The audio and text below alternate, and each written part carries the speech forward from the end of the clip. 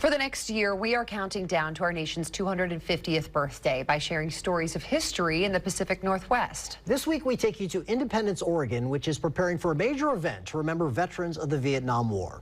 As we learned, that city has a long tradition of honoring those veterans that goes back more than 40 years. In a peaceful town named for independence, Billy Wisenut remembers the lessons that he learned in war more than 50 years ago. I was shot off of a tank in Vietnam. So for a perspective on how bad things are going, I have a bumper sticker that says I've been shot off of a tank. Today's not that bad of a day. At the age of 19, Billy was one of 2.7 million Americans that would serve in the Vietnam War.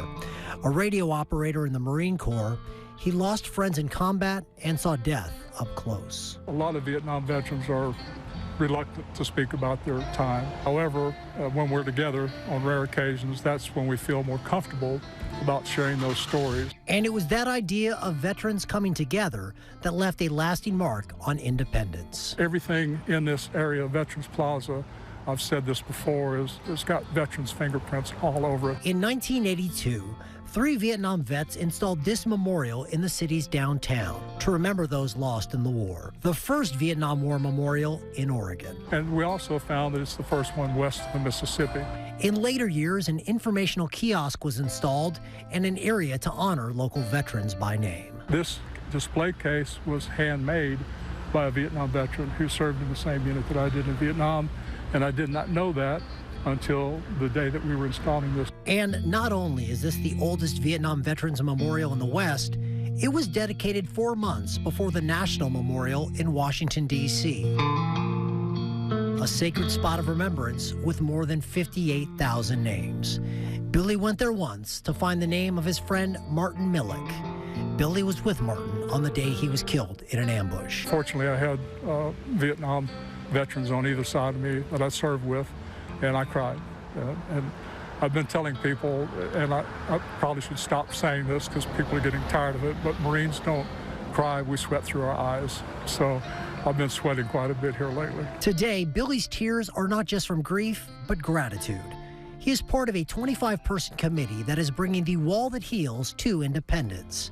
It is a 3/4 scale replica of the memorial in Washington, and every year it visits select communities around the country so veterans and their families can find the names of the loved ones they lost. I don't like the term closure, but I know that potential for healing is available.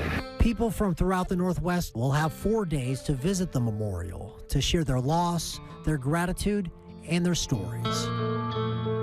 And even when this wall moves on to its next destination, this small spot in the heart of Independence will continue to do what it's done now for more than 40 years. And that's to remind us of the many we lost and the many who remain. People do remember, and people still care. I've been thanked for my service. I've been welcomed home many times. But this is now, I said, in the community I'm in, I feel at home. Wow. And there's one thing I want to show you real quick. So Billy gave me this, if we can get a shot of this. This is a commemorative coin he made for the Wall That Heals that's, of course, coming to Independence this week. And he had this made, and you can see here, here's the name Martin Millick, who was his friend who died in Vietnam when they were both 19 years old. Well, he made 100 of these collectible coins. Wow. And he took the first 7. He had never spoken to Martin's family. And he contacted them in Philadelphia. I think we have a picture right here that we can show you. He took 7 of these and gave the very first numbers 1 through 7, because each one's number 2, Martin Millick's family in Philadelphia. This was just a few weeks ago. And he had reached out to them, and they didn't know him, and they were a little suspicious, like, what's going on? But he connected with them, shared stories of Martin, who died at 19, like so many veterans in Vietnam did at such a young age. Interesting how, go ahead, I'm sorry. No, I was just going to say, so a very kind of a moving story there. I like how he makes the distinction between closure and healing. So if you've lost someone, you know, you never really close. But there is a potential to heal. And of course, his family, because Martin died so young, they didn't necessarily get to know him and spend as much time maybe as Billy did. So that was a lovely story to share. I want to let you know that today at 1 p.m., there's going to be a motorcycle escort that's going to bring the wall that heals to Independence. It starts at 1 p.m. in Salem. It's going to end up at Independence Sport Park. That's where it's going to be set up. And then starting on Thursday, it's going to be open to the public Thursday through Sunday afternoon. It's free. Great. It's open to the public. It's open 24 hours a day because a lot of veterans like to come in the evening when there's not big crowds. There's also informational kiosks, all sorts of stuff. Kids can learn about our veterans. So encourage you to check it out. Independence is one of 30 cities in the U.S. that gets to host it this year. Wow. So well deserved. Yeah. Great story, Joe. Thank Thank you. you. Yep.